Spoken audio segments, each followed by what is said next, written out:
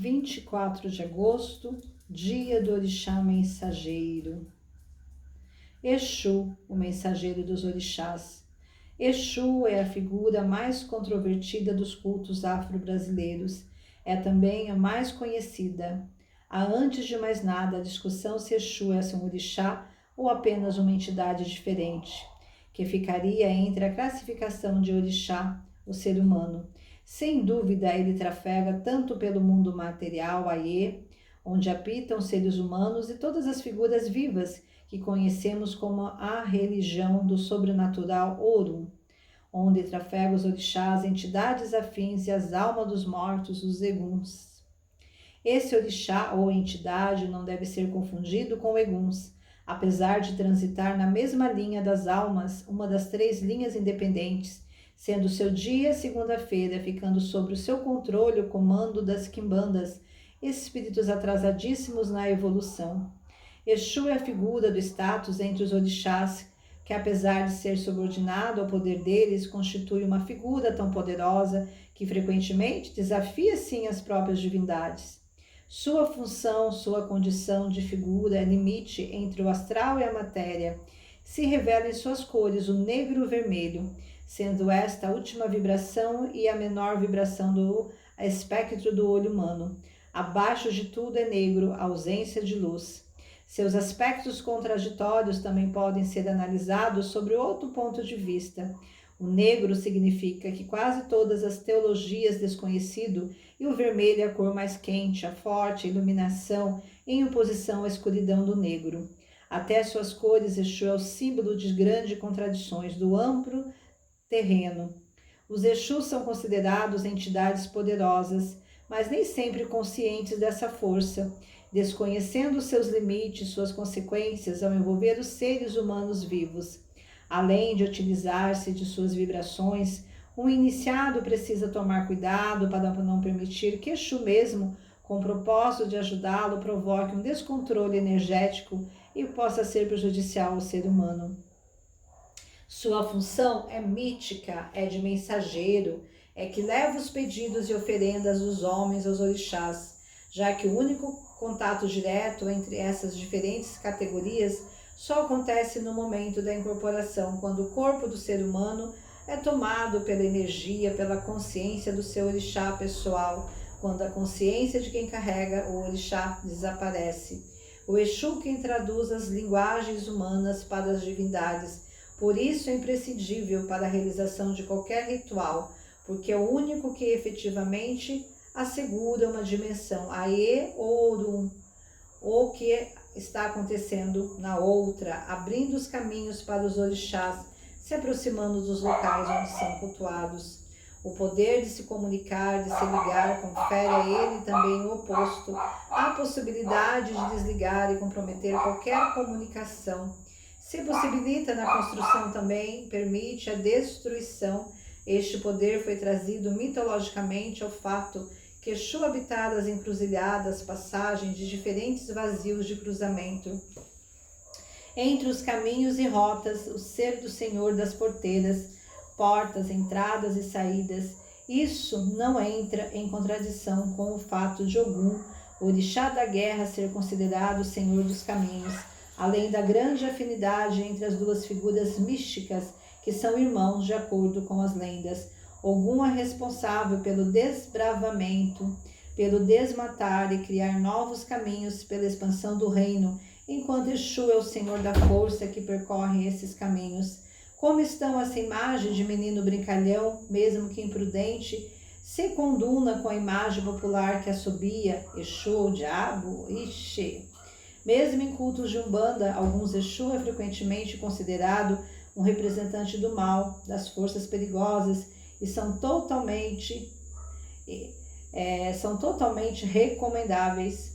Qual a visão está correta? O rigor de ambas ou nenhuma delas? Exu realmente brinca, se diverte, possibilitando brincadeiras e prazeres aos seres humanos. Também mexe com as forças terríveis, provoca os acontecimentos dramáticos, causando o mal. Em termos históricos e culturas africanas que cultuam os orixás, muito diversificada, consequência evidente de uma sociedade dividida de raças, tribos e muito pouco centralizada para os parâmetros ocidentais.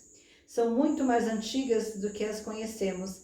As lendas do orixá, que se explicam com resposta socialmente criativas e acontecimentos perdidos no longínquo pesado para a substituição do matriarcado pelo patriarcado, surgimento do primeiro conceito de sociedade agrária em oposição à cultura nômade da caçadora. Assim como encontrar uma figura que representa o mal numa cultura onde não existe dicotomia bem ou mal. A moralidade ou a imoralidade, portanto, não está nas figuras dos orixás, mas principalmente em Exu, mas sim nas interpretações dos nós ocidentais fazemos a respeito dos seus desígnios. Para a cultura africana politeísta, onde os deuses brigam entre si, cada um tomando atitudes radicalmente opostas à dos outros. Não existe certo, não existe errado, mas vários. Cada ser humano é filho de dois orixás, e para que suas atitudes serão mais corretas, enquanto o filho do outro orixá deverá manter postura diferente, mais adaptado ao arquétipo do comportamento associado ao seu próprio orixá. Outra razão de confusão vem do fato de os negros terem chegado no Brasil na condição de escravos, tratados como sub-humanos sem o mínimo de direitos. Nenhuma hipótese havia, portanto, para que Exu e outras figuras místicas do candomblé e da umbanda fossem aceitas como independentes. Os negros tinham que ser convertidos ao Deus único, aos mitos cristãos. Uma divindade africana, ao ser capturada pelas explicações católicas, teria o máximo status de santo, divindade menor praticamente humana na teologia cristã. Como precisavam de um diabo, os jesuítas encontraram a figura de Exu, o orixá que poderia, meio forçosamente, vestir a sua roupa, provavelmente porque sendo mais humano dos orixás, ele se pede interferência nas questões mais mundanas e práticas, e o resultado, que a maior parte das oferendas do culto vá para ele. Exatamente isso, Exu era a divindade que protegia, na medida do possível, os negros dos repressivos senhores, para que Exu pediam desgraças para os seus senhores. Dois outros fatores associam Exu ao demônio: o fogo, o elemento do diabo, também frequentemente dos cultos e oferendas para os mensageiros dos orixás africanos, e o sexo, território considerado tabu pelos católicos, e o prazer, em geral as atividades favoritas de Exu.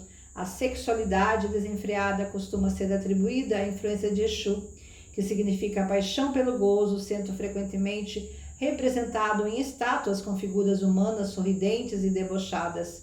Para completar os tabus que marcam Exu como uma figura que subvervia o conceito: faça o bem e será recompensado, faça o mal e será punido, já que ele podia qualquer coisa, alterar qualquer resultado. Mas um fator faz com que fosse não só usado como diabo, mas reconhecido como sua própria encarnação por parte dos jesuítas. Exu gosta de sangue. É costume em oferendas de sangue de animais seja o último ingrediente, porém esta base filosófica africana foi esquecida na prática pelos brasileiros. Existe certo temor e preconceito com relação a Exu, e isso se revela no temor que os babalorixás, sacerdotes que dirigem Umbanda ou Candomblé, têm identificado algum filho de Exu, ou seja, como pessoa cuja energia básica é a mesma do mensageiro dos deuses. Reforçam-se assim os mitos e as desgraças da ronda de Exu. Pombagira, figura comum nos cultos africanos também, vou falar outro dia. Aqui um pouquinho da história de Exu. Depois eu venho também trazendo para vocês em outro vídeo a história de Exu, Tranca-Rua das Almas. Laruê, Exu, Mojubá, todos os guardiões. Laruê, Exu, Mojubá, todos os guardiões.